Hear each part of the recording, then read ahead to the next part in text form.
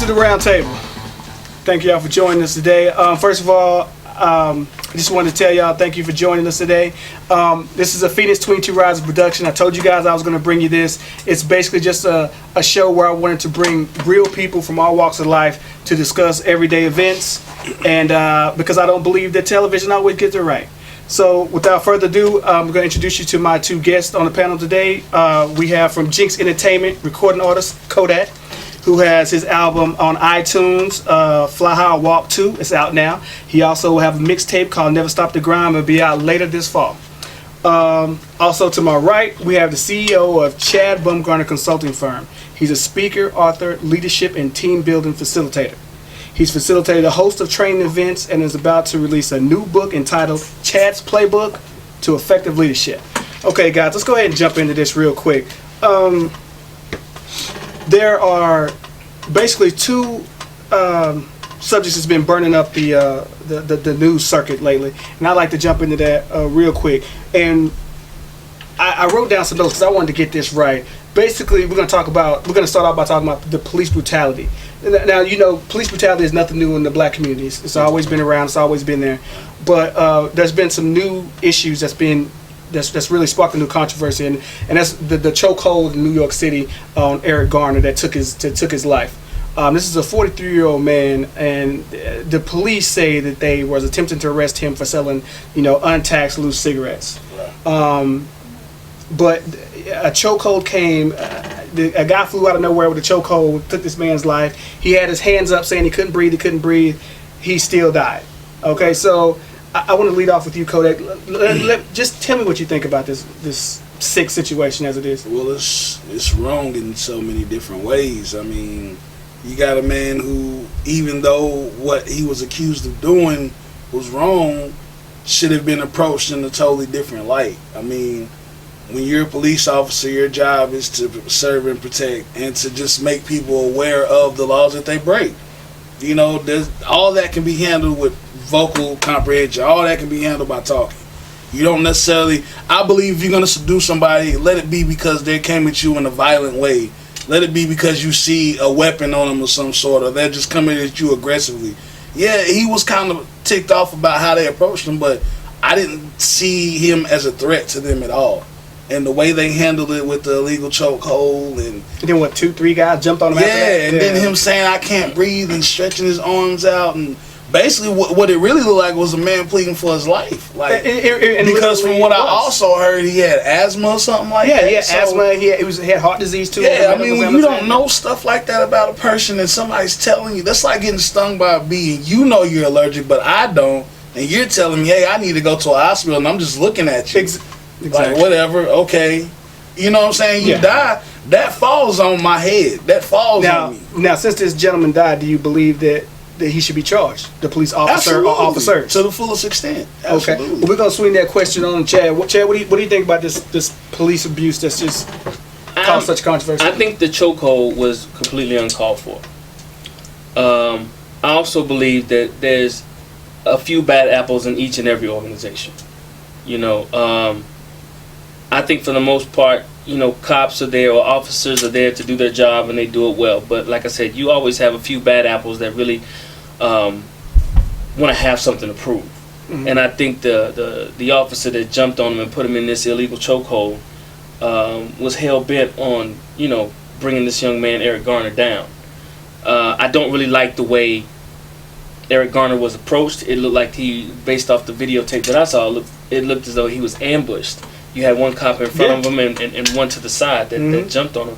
And let's also remember, too, that the cop that put him in the illegal chokehold has other pending cases on him for using that same illegal chokehold on some other people. So he knew fully well that he should not have used that hold on this young man. But he chose to use it anyway. You're right. Now, I also like to bring up the fact real quick that another reason that might be emboldening police officers to do this is the fact that they have never been persecuted for murders that they have done to anybody. They've never been persecuted. They cannot get a prosecution. Now, people are hoping now because of the fact that the other guy has pending cases. The guy that choked him out has pending cases, and the fact that this young man died, and the medical examiner, I believe the medical examiner ruled it a homicide. So they're hoping this time they can get some justice for it, because I personally believe, now I'm not like some people, I'm not going to sit up here and fake it in front of nobody. I say it straight to the people out here in the internet world right now. I think most of the cops are dirty. I do. I think a lot of them are thrill seekers. I think a lot of them are young kids who try to get in the army and couldn't. I think a lot of them are a bunch of power seeking people. And they want to beat it out of anybody they can, because they believe as a cop I can get away with anything. That's my own personal opinion. Something else comes to mind too. What movie was that out? Fruitvale Station. Yeah. That man was shot by a police officer in a subway. Yeah, I believe it was New York too. Yeah. And this was in front of hundreds of witnesses. They had film footage and everything, and the police officer actually said, "I wasn't reaching for my gun. I thought it was my taser." Now, you and I both know. You're trained to know where your gun is and where your taser is. And you and I both know that the gun feels a whole lot different than a taser, exactly. Correct? Well, this is the same things that police officers usually use, other than when they get on the witness stand and I fear for my life type of situation, and they get off every time. What I was saying to bring light to the other situation was that here was a group of young kids who had gotten in a fight on the subway. You know, they weren't trying to start anything, because one of the guys was actually in and out of jail at the time. He was actually trying to stay out of jail and do good for himself. And the group that instigated got away. They ran off. The cops caught the guys who didn't start it, though, started questioning them, abusing them verbally, saying whatever they wanted to. And as soon as the guy tried to move, you turn him on his stomach and you pop him. So here's the question: would you both agree that in a lot of ways that we empower our police department a little too much? Give them a little too much power. I think we do so unknowingly. I think we do so. We're raised to believe that police officers are here to protect and serve. Right. And we give them that respect almost too liberally. Right. But at the same time, as a community, I don't think people are equipped to know when to say enough is enough and handle the situation, because of fear of retaliation from these few bad apples in this organization. Right. I mean, that's how I look at it. Well, I mean, I have to say personally that I don't really think. I think a lot of black people. We know how cops are. We're not surprised when we see this type of brutality, but yet and still we teach our sons and daughters to respect the law, which is kind of like, kind of weird to say when you know that the law is not behind you 100%. When you know that this can jump off with your son or daughter at any time, you don't know which cop is going to do it. But okay, to wrap up this particular debate, I just want to say that the cop that did the chokehold is his badge was taken away. He's on desk duty. And two of the MTs are taken off duty as well. Yeah, let's get into the MTs real quick. I mean, I know you have another topic to discuss, but the MTs, I think, should be prosecuted as well. Because I don't think, based upon the tape that I saw, I don't think they did enough to assist this young man as far as maintaining his life. At least until the ambulance was on the scene. Well, it's like they said before, 911's a joke. Especially in our town, they don't. Well, I mean, that's the thing about something that's been said a lot. Both departments, MT and police, are supposed to work coincide together. But as an MT, you're supposed to take that extra little mile to say, "Hey, the man said he can't breathe. We need to get in there and check him out because he might die, or we don't know what might happen. Back up. We're not letting him go nowhere. We just want to check him and make sure he's okay. Then you can handle whatever you got to handle." But the fact that y'all just stood back, like whatever. And let's not forget that the officers as well as the MTs, they all take an oath before they become officers and MTs, to do the best that they can for the patient or the person of suspect, if you will. And this has never really worked out for black people. I mean, whatever happened to the old saying of, wound someone and shoot them in the leg, or if they're doing something wrong of that nature. Now it's just like kill. Whatever the situation may be, it's like kill them. Here's the deal. In this particular situation, let's state all the facts. First and foremost, he was doing something illegal which brought attention to himself. He was.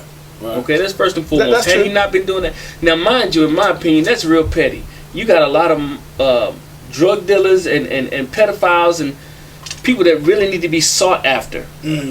So for the cops to actually approach this man because he was attempting to sell loose, untaxed cigarettes, I think that's a bit. Well, that goes along with the broken system of the African American community. I mean, look how many African Americans you have in prison for marijuana charges, where you got serial killers that you let go, and other people you could be chasing down. But who fills most of our prisons? Petty crimes.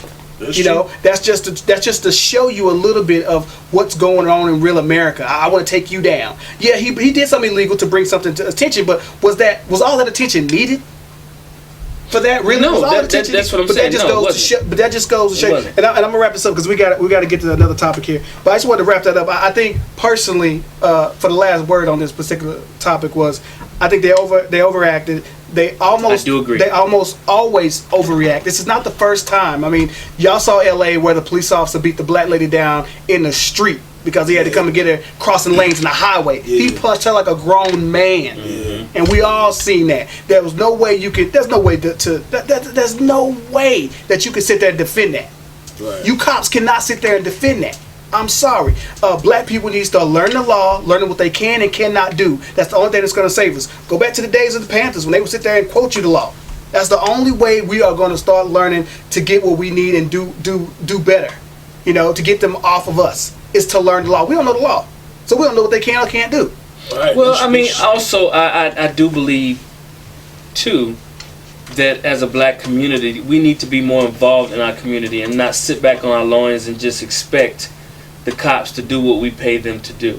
Right. Now, there are some cops out there that do their job and they do it quite well. I believe that. But then at the same token, I believe as a black community that they need to, well, I shouldn't say that but we need to come together and take over the communities and take them back over and really put in to the communities what needs to be there, which is a lot more love and attention. And also let these cops know that, hey, we're out here, we're being observant. We see what's going on. Well, to speak on, I didn't mean to cut you off, but to speak on what you said earlier about, them taking oaths and people not being prosecuted.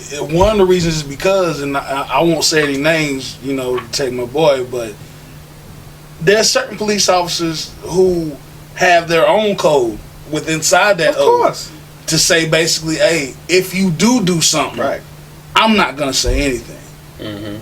So with that said alone, there's a reason why a lot of these police get away with everything. Your precinct is not going to fold on you. But the best thing to do is not to put yourself in a position to be suspicious to begin with. Right. That's first and foremost. Right. A lot of us put ourselves in unwanted and unnecessary positions. Mm. Now, I'm not saying that's an excuse or a valid excuse for the officers to do or to perform the brutality that they do. I'm not saying that. Right. But what I am saying to the black community, especially the youth, is just to use your brain. Mm-hmm. Don't put yourself in these situations to begin with. I agree, and like I said, to finally have to wrap this particular one up, I have to say, what you said is very true. I just hate the fact that there's, and America probably doesn't know this, but there's always two sets of rules. There's rules for white America, which I'm glad is changing, because what white America doesn't know really, is in the next 5, maybe 10 years, this is going to be brown country. Mexicans and blacks are coming up. The stats are already there. It's going to be brown country. And the fact of the matter is, whites are going to be the minority. So how are you going to act then when the tables are turned? And the things is two sets of rules here. It's the rules they live by and the rules that we have to live by. And it's a shame you have to tell your son or daughter, hey, don't go do this or do that, because you might make the police suspicious of you. They already look at you this one way, so we've got to be very careful. Having a mixed race child myself, it's one of those situations where he might think that, what are you talking about? But he's going to have to learn eventually that there's certain things you can do and certain things you can't. And that's sadness in this world. Now, some people might disagree with me, but if you're not black, you wouldn't understand that. There are two sets of rules that go on here. Now we're going to go to our next topic. We're going to flow on to domestic violence. Now this comes back to black people too.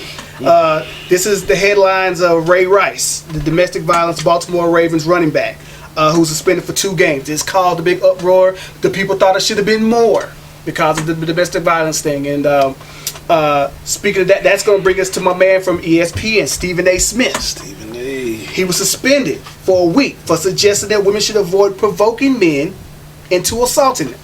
Now, I have a problem with this, ESPN, because I think you're starting to go with the flow here. Stephen did not say anything wrong. He was giving his opinion. He was not slighting anyone. My problem with ESPN is you're becoming too much like everybody else. The man did not, he was not Don Imus up here saying any racial thing or anything straight in your face that was harsh. You had a few critics, you folded, and you suspended them for a week. I think that was a little much on your part. It's getting so where you can't say anything now. You guys know Stephen A. Smith is known for doing this. He talks about athletes. He talks about their personal life. This is what he does. And he didn't harm anybody. And you suspended him for a week. Chad, we're going to go with you on this. And what do you think about the suspension for Ray Rice? Did you think it was 2 games was enough or not enough? And what did you think about the suspension of Stephen A. Smith from ESPN? Okay, the thing with Ray Rice, the domestic violence. First of all, to me, it's not a race thing. It's just an epidemic period that needs to be eliminated. Me personally, this is my personal opinion. I feel like no man should ever put his hands on a woman, no matter what she's doing. If she's becoming that irate with you, then you need to leave the situation. You need to get out of there quick, fast, and in a hurry. Okay. That's just me, and I respect that. And then you have some men that believe, well, if she's gonna approach me like a grown man, I'm gonna treat her like a grown man. But let's be real. 99.999% of the times in situations like this, the man is generally stronger physically than the woman.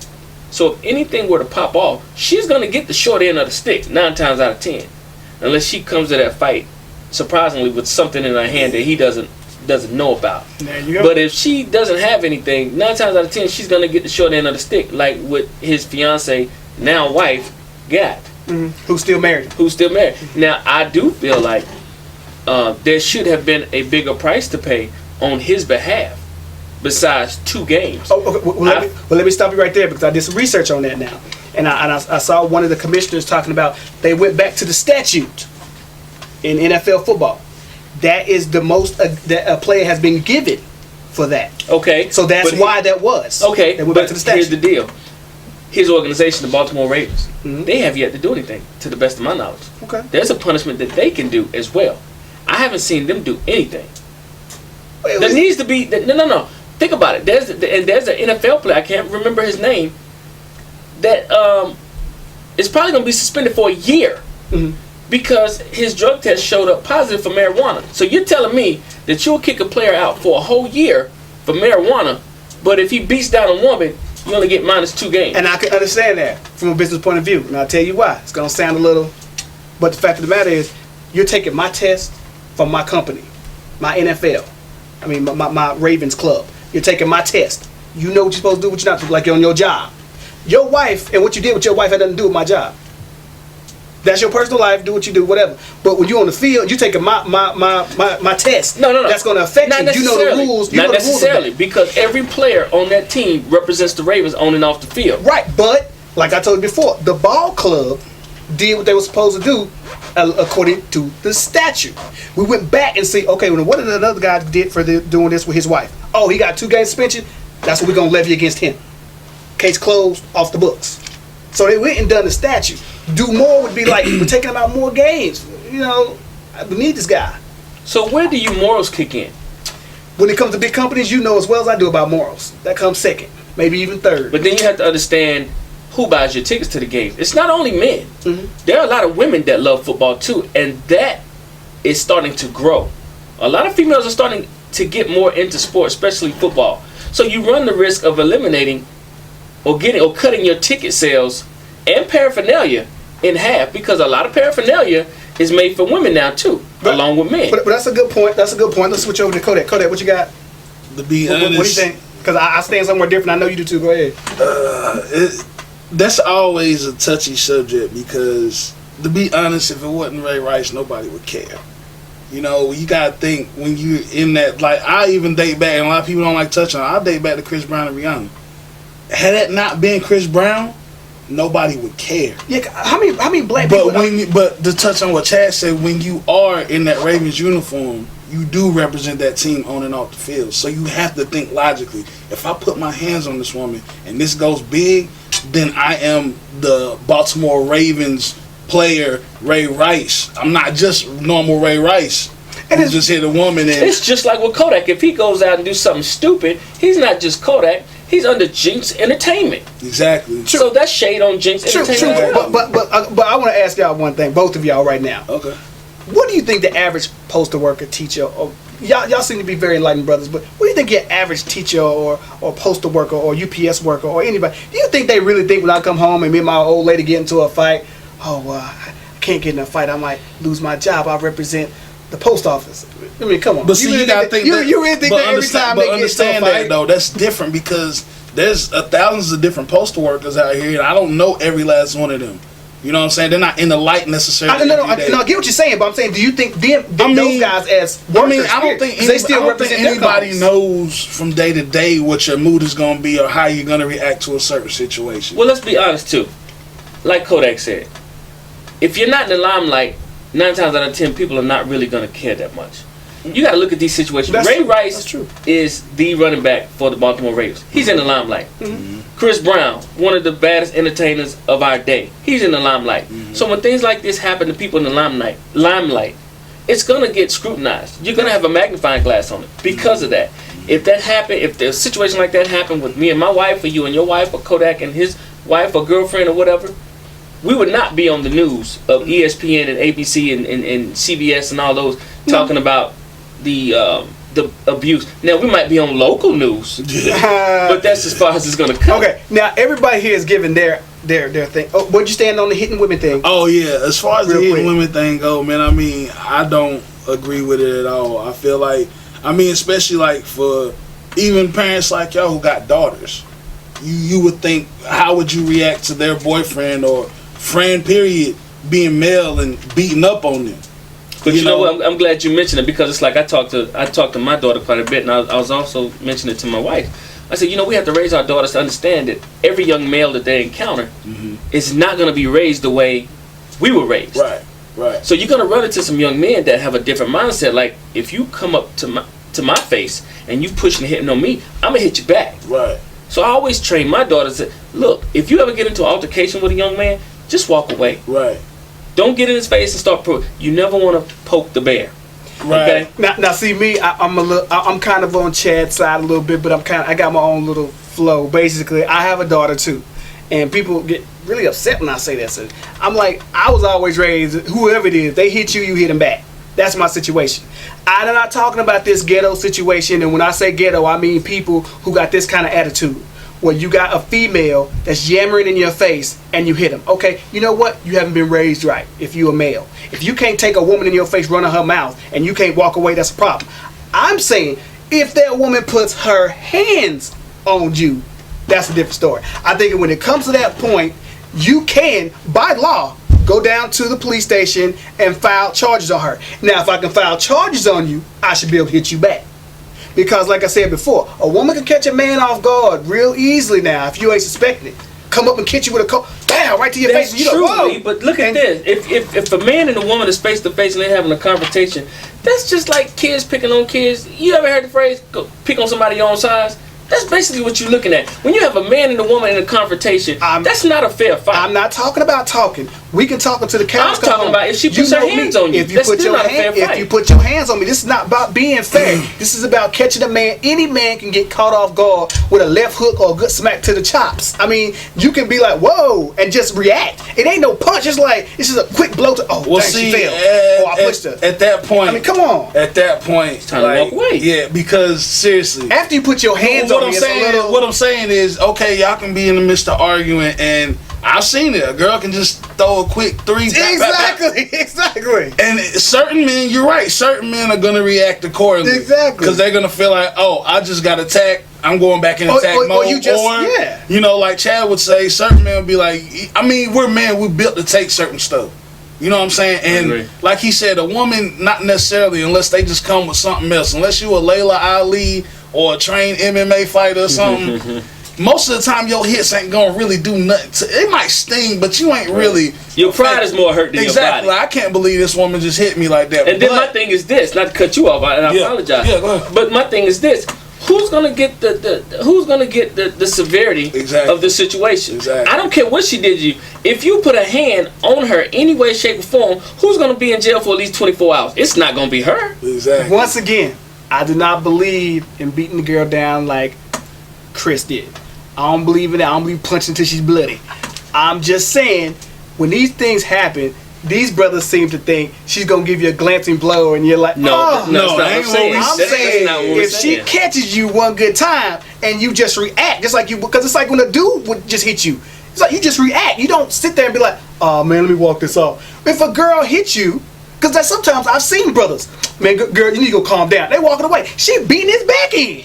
He walking away. You know what I'm saying? And you swat her down. Let me call the police. You see what I'm saying here? I'm not talking about the brothers who smack women in the mouth for talking. I'm talking about women who come at you. I mean, you know, it's funny because I've heard a lot of women talk like you. Even Whoopi Goldberg, I've heard a lot of women. said on The View. To She be said, real, a lot of women will tell you like, I believe if a woman provoke a man, that he got that right. But at the same time, Whoopi, thanks for having my back on that. I appreciate but that. at the same time, though, I mean, not taking away from what y'all saying, but you still gotta think about the type of person that you are. Like, that's a long lasting impression on your character. Like, It's a long lasting impression on their agree. character. Yeah. But the thing of the matter is, you're not worried about her character. You can't live out her character. You can Yeah. only live out yours. At the end of Exactly. the day, when people look at you, this is what they're gonna see. I mean, because Exactly. worst case scenario, even if a woman did beat your face in and you struck her back, they're not gonna care about the fact that she beat your face in. They're gonna say That you pummeled her. Pummeled her. America, I don't care what you think. I'm not getting my ass whooped for you. You or you. I'm not gonna look stupid for you. This is not about my personal. it's this is more- not, see, for you it's more about I'm pride. about to say this is not about my pride. Yeah, it this is about if you caught me off guard. This is what I'm trying to say, America. I'm not a woman beater. I don't put my hands on women. But if you put your hands on any man the wrong way unexpectedly, I'm saying stuff can happen. Be prepared. Stuff can happen. I happen to know stuff can happen. So did Chris get caught off guard, or did he just beat her down? That's what I'm saying. Nobody knows what happened because Chris never told his part of the story. She could have elbowed him in the teeth Because, before bro, that's then. what we don't were know. saying. It don't matter what Chris It don't said. matter to America. They wanted Chris It to don't matter to apologize America. and But see, I mean, you're Chris right, didn't but say that's that. the society that we live Well, in. Chris should though. have went and pressed charges. That's what I would have done with that little heifer. I'd have pressed some How? charges on her. I'm talking about if he wouldn't have went to that extent to make her look like garbage. Okay, after the but fact. nobody jumped on Rihanna for her hitting Chris. Exactly. This is what I'm talking about. This is the sick part of America. But that's what this I'm is the saying. sick part of Lee. America. And with black men, it's worse with black men. When he retaliated, he got the brunt of this whole media circus. Right. He got the brunt of. So that's what I'm saying. As far as men are concerned, don't even put yourself in that situation. If Well- you see it escalating to that point, just walk away or just And- hang up the phone or whatever it is. and I y'all- would have just and y'all- pulled my car over and told her to get Get out. out. And y'all heard it here first. He said he would have pulled it over, told her to get out, which is very good. I honestly heard that she got a cell phone call from him and started smacking him in the car. So we don't really know what happened there. But like I said before, this is my first round table show, and it went great. I'm gonna close out. I'm gonna get the last word, and the last word is pretty much this. Before I let you guys plug yourselves again, I know y'all waiting for that. But this is me with the last word, and all I want to say is on the police brutality. Black people, we need to start learning the law. We need to start utilizing the law so we can rise as a people. Okay, we need to start policing the police. That's the only way things are going to get better. I'm sure there are some good cops out there. I just ain't seen one yet. As far as the domestic violence is a serious problem, and it seems to, even in police brutality and domestic violence, black folks seem to always be in the headlines. So I look at it as a race problem. Are we the only ones doing it? No. But it seems to be a lot in the headlines, and maybe we can do more by doing what Chad and Kodak says, which is by just relaxing and trying to leave and de-escalate the situation. Now, before we close, I'd like Kodak to go ahead and tell what you have to say about your new coming album again. 'Cause I know you're ready to plug yourself. Go ahead. I mean, pretty much, y'all know what it is, man. Fly High Walk 2 is on iTunes, available right now. If you ain't got it, go get it. If you don't have an iPhone or iTunes account, you can still go to Google Play, Amazon.com. For my gamers, it's on Xbox Music as well. Late this fall, Never Stop the Grind, the mixtape will be available on thatpip.com. And yeah, man, just be ready for new material. We're working on new tour coming. You know, it's Jinx Entertainment all day, man. All right, Mr. Bumgarner, go ahead and. Yes, I do have a book coming out in the fall. It's called Chad's Playbook to Effective Leadership. You can also check me out on Twitter at Chad Bumgarner, and also my website www.chadbumgarner.co. All right, now we're coming back to the middle. Now, like I said, this has been the round table. Don't forget, I'm going to be posting this on the website as soon as I can. It's going to be www.phoenix22rising.weebly.com. You can also get me on Twitter, and you can also get me on Facebook. All those things will be below your screen as soon as this comes out. And it's a round table, not a square one. It's round. That's right. All the way around. This is the first round table, y'all. Check it out. And this is going to be, this is it. So y'all have a nice day and tune in later. Really?